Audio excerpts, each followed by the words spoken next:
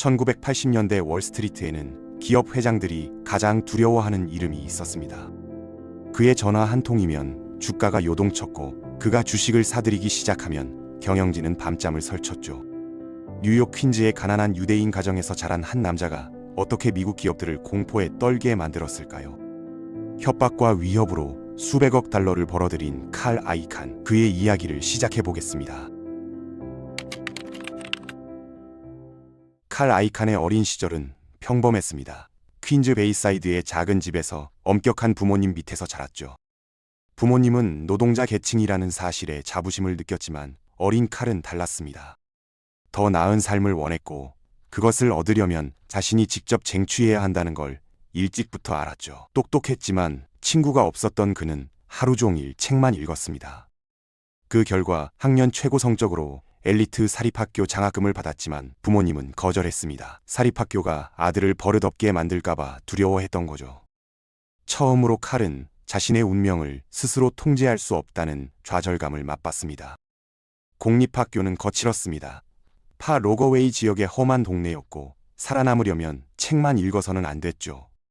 칼은 거리의 지혜를 배웠고 오늘날 그가 마피아 같은 억양으로 말하는 이유도 바로 여기에 있습니다. 하지만 공부를 멈추지 않았습니다. 아이비리그가 꿈이었거든요. 교사들은 비웃었습니다. 이 학교에서 아이비리그에 간 학생은 단 한 명도 없었으니까요.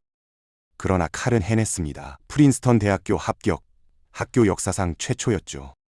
부모님은 자랑스러워했지만 등록금만 내줄 수 있었습니다. 기숙사비와 식비는 없었죠. 아버지는 말했습니다. 네가 똑똑하니까 방법을 찾겠지. 칼은 정말로 방법을 찾았습니다. 포커였습니다. 매주 포커로 300달러에서 500달러를 땄고 여름이 끝날 때쯤 2000달러를 모았습니다. 기숙사비가 750달러였으니 충분했죠. 프린스턴에서도 그는 여전히 외톨이였습니다. 낮에는 철학을 공부하고 밤에는 포커와 체스를 뒀습니다. 결국 캠퍼스 최고의 포커 플레이어가 됐죠. 졸업 논문은 그의 최우수 논문으로 선정됐습니다. 철학이 그에게 가르친 가장 중요한 것은 독립적 사고였습니다. 다른 사람 말을 듣기 전에 스스로 생각하는 것, 이건 위대한 투자자들의 공통점이기도 하죠.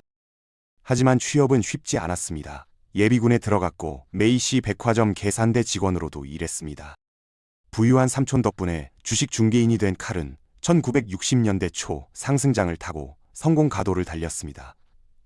저축한 12,000달러에서 15,000달러로 투자를 시작했고 주식을 이것저것 사들였죠. 사람들이 그의 조언을 따랐고 모두가 돈을 벌었습니다. 갤럭시 컨버터블 승용차를 샀고 모델 출신 여자친구도 사귀었습니다. 인생은 장밋빛이었죠. 그러나 1962년 주식시장 폭락이 왔습니다. 하루 만에 전 재산을 날렸습니다. 포커 칠 돈조차 남지 않았죠. 다우존스는 5.8% 폭락했는데 대공황 이후 최대 하락폭이었습니다. 당시엔 블룸버그 단말기도 인터넷도 없었고 티커 테이프만 있었는데 거래량이 너무 많아서 장 마감 후 몇 시간이 지나서야 모든 거래가 표시됐죠. 사람들은 자신이 얼마를 잃었는지 3시간 동안 몰랐습니다. 시장은 카지노가 아니라는 뼈아픈 교훈을 얻었습니다. 다시 게임에 돌아오려면 자신만의 강점을 찾아야 했습니다. 그리고 그 답은 뜻밖의 곳에 있었죠. 1950년대 후반 경제는 호황이었지만 그 밑에는 위기가 숨어 있었고 미국은 곧 영원히 변하게 됩니다. 전 재산을 날린 칼은 포기하지 않았습니다. 남은 돈으로 풋옵션과 콜옵션에 대해 공부했는데 당시 옵션 시장은 정말 무법천지였죠. 칼은 옵션 시장이 금융산업을 혁명적으로 바꿀 잠재력이 있다고 깨달았습니다. 집에 보험을 드는 것이 집에 풋옵션을 사는 것과 같다고 생각하면 됩니다. 집이 불타면 보험금을 받잖아요. 집값이 0이 됐는데 풋옵션이 있다면 높은 가격에 팔 권리가 있는 거죠. 그는 그런 탈이라는 무명 회사에서 옵션 중개인으로 일하기 시작했습니다. 오늘날 암호화폐처럼 당시 옵션 시장은 사기와 가격 조작으로 가득했습니다. 칼은 달랐습니다. 최초의 정직한 중개인이 되기로 결심했죠. 고객 이익을 최우선으로 하고 약속보다 더 많이 주었습니다. 매일 밤 늦게까지 캘리포니아 고객들에게 전화를 걸었고 사람들은 놀랐습니다. 뉴욕에서 직접 전화를 걸어주다니. 이 주식 콜 옵션 10개를 5,000달러에 팔겠다고 했는데 6,000달러 어치를 주니 고객들은 믿을 수 없었죠. 칼은 금광을 찾았습니다. 몇 년 만에 옵션 사업부를 그런탈에서 가장 수익성 높은 부서로 만들었고 부유한 고객 목록을 쌓은 후 1968년 자신의 중개회사를 시작했습니다. 삼촌 도움으로 증권거래소 회원권을 샀고 그때쯤 상당한 돈을 모았죠. 1960년대 후반 나라가 혼란스러울 때 칼 아이칸의 경력은 새로운 정점에 도달했습니다. 부모님 같은 평범한 중산층이 연간 겨우 1만 달러를 벌 때 그의 개인 소득은 연간 35만 달러로 뛰어올랐죠. 주말엔 햄튼에서 보냈고 패션 모델들과 데이트했습니다. 돈은 더 이상 문제가 아니었죠. 칼을 움직이는 건 권력과 통제였습니다. 먼저 자신의 삶을 통제했고 이제 다음은 무엇을 통제할지 생각했습니다. 중개사업은 안정적인 수입을 만들어냈고 칼은 그 수익을 투자하고 싶었습니다. 차익거래에 뛰어들었죠. 전환사채를 사고 그 주식을 공매도하면 위험 없이 큰 돈을 벌 수 있었습니다. 몇 년 만에 차익거래는 가장 수익성 높은 부서가 됐습니다. 그런데 칼은 질문을 던졌습니다. 전환사채로 차익거래를 할 수 있다면 저평가된 기업에도 똑같이 할 수 있지 않을까? 록펠러와 카네기 같은 선구자들은 현대 기업을 처음 받아들였는데 주주와 경영진이 공동 목표를 위해 협력하는 구조였죠. 하지만 1960년대에 이르러 칼은 많은 기업에서 더 이상 그렇지 않다는 걸 관찰했습니다. 기업이 왜 싸게 거래되는지 보면 주된 이유는 대부분 형편없는 경영진이었죠. 어떤 의미에서 이것도 차익거래입니다. 회사 주식을 많이 사서 변화를 일으키는 거죠. 회사를 장악하면 경영진을 교체해서 더 많은 가치를 끌어낼 수 있습니다. 단순한 명제지만 실행하기는 극도로 어렵습니다. 칼의 첫 번째 타겟은 작은 가전제품 회사였습니다. 장부 가치가 시장 가격의 2배라는 걸 발견했죠. 장부 가치에 가깝게 매수자를 찾으면 돈을 2배로 불릴 수 있었습니다. 체스와 포커의 고수답게 칼은 남들보다 몇 수 앞을 생각했습니다. 다양한 가능성과 결과를 생각하고 대처 방법을 준비했죠. 주식을 모으기 시작한 칼은 회사 사장에게 전화를 걸었습니다. 물론 숙제를 많이 했지만 전화에서는 매우 순진한 척했고 사장은 그를 멍청한 부자 애송이로 생각했습니다. 이 덕분에 칼은 진짜 의도를 드러내지 않고 조용히 300만 달러어치 지배 지분을 쌓아 올렸습니다. 이제 칼은 회사의 최대 주주가 됐고 갑자기 경영진에게 회사를 인수당하길 원하지만 동시에 수동적 투자자로 남고 싶다고 알렸습니다. 이게 대체 무슨 뜻일까요? 전형적인 칼 아이칸입니다. 절대 진짜 의도를 보여주지 않죠. 상대방이 실수하도록 좌절감을 만드는 게 목적이었습니다. 하지만 비밀리에 칼은 더 많은 주식을 사들이고 회사를 인수할 매수자를 찾고 있었습니다. 경영진이 칼의 의도가 적대적이라는 걸 깨달았을 때 그들은 포이즌필로 칼의 주식을 희석시키려 했습니다. 포이즌필은 회사와 양도 대리인 사이의 계약으로 발동되면 악의적 행위자에게 엄청난 경제적 희석을 가하는 겁니다. 회사를 인수하려는 사람이나 이사회가 받아들일 수 없는 방식으로 지분을 늘리는 사람에게요. 그건 실수였습니다. 포이즌필을 사용한 덕분에 칼은 다른 주주들에게 경영진이 무능하고 자기 이익만 챙긴다고 설득할 완벽한 구실을 얻었죠. 주주총회가 다가오자 칼은 주주들을 모아 자신을 이사로 뽑으라고 선동했습니다. 일단 이사가 되자 칼은 다른 이사들에게 자기 말을 정확히 따르지 않으면 모두 해고하겠다고 위협했습니다. 이 시점엔 엄청난 공포를 만들어냈고 모든 이사들은 자기 자신만 걱정했죠. 결국 이사회는 매수자를 찾았습니다. 다른 가전제품 회사가 주당 18달러에 인수하기로 합의했고 1년도 안 돼서 칼은 270만 달러 수익을 냈습니다.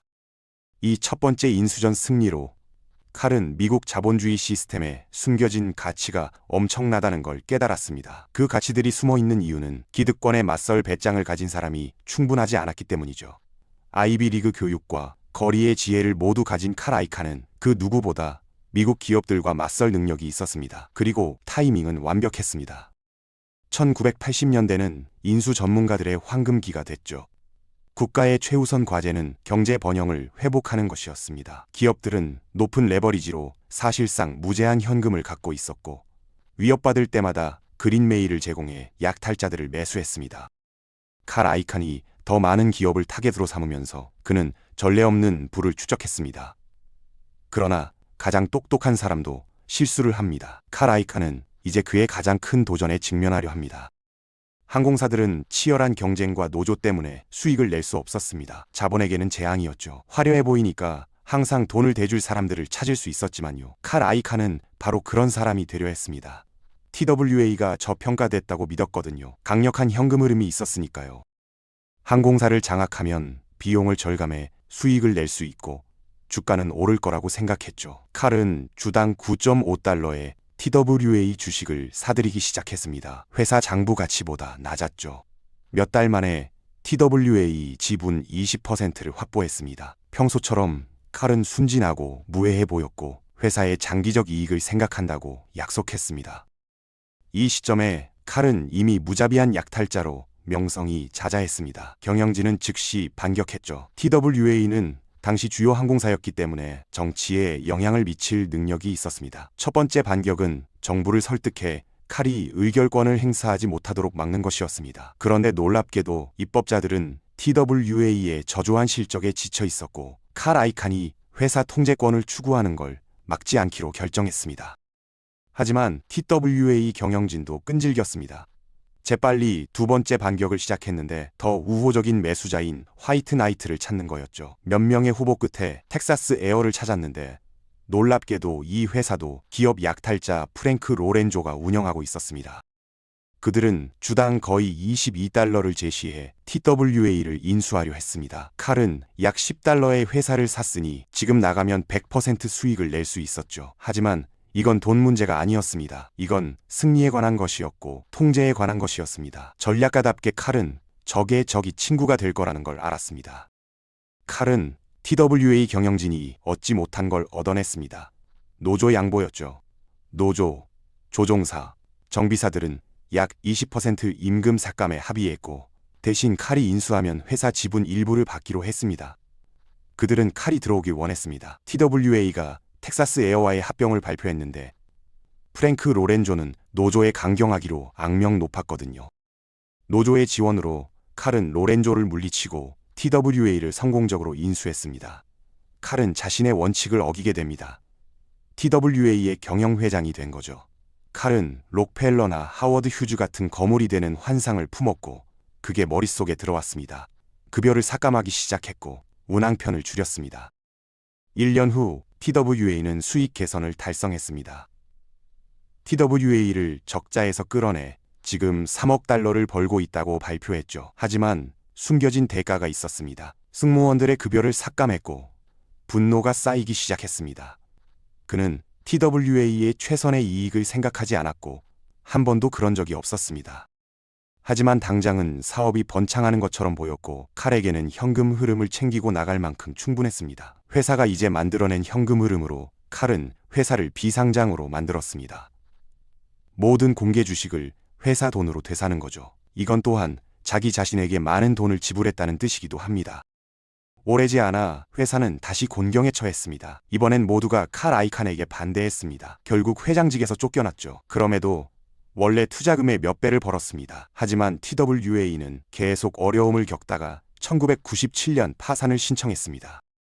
1980년대 호황 경제는 특별한 부류의 투자자들을 만들어냈습니다. 인수 전문가들이죠. 칼 아이칸은 인수전의 확실한 왕이었습니다. 기업들과의 수많은 전투를 통해 칼 아이칸은 미국에서 가장 두려운 약탈자가 됐습니다. TWA에서 수억 달러를 긁어모은 후 그는 두려운 개인 브랜드를 구축했죠. 그의 이름만 언급돼도 주식시장에 충격을 줄 수 있었습니다.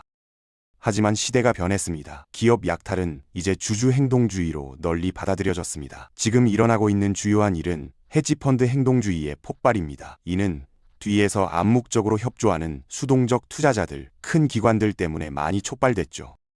갑자기 사람들은 칼 아이칸이 해온 일이 미국 기업들에게 유익할 수 있다는 걸 깨달았습니다. 2008년 주택위기 이후 칼은 매수 광풍에 나섰습니다. 2003년 넷플릭스를 샀고 같은 해 이베이가 페이팔을 분리하도록 만들었죠.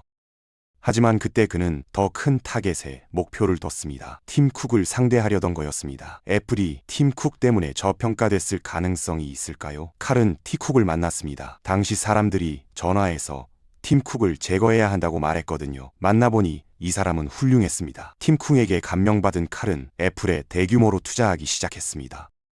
2016년 포지션을 정리할 때까지 칼은 애플 투자로 20억 달러를 벌었습니다. 돈 버는 것은 칼 아이칸에게 너무나 쉬워졌습니다. 그의 명성 때문에 회사를 인수하는 척만 해도 주가를 올릴 수 있었죠. 칼 아이칸은 무엇보다 승리를 즐깁니다. 때로는 좋은 싸움을 찾기도 하고 이제 가장 강력한 상대와 맞붙으려 합니다.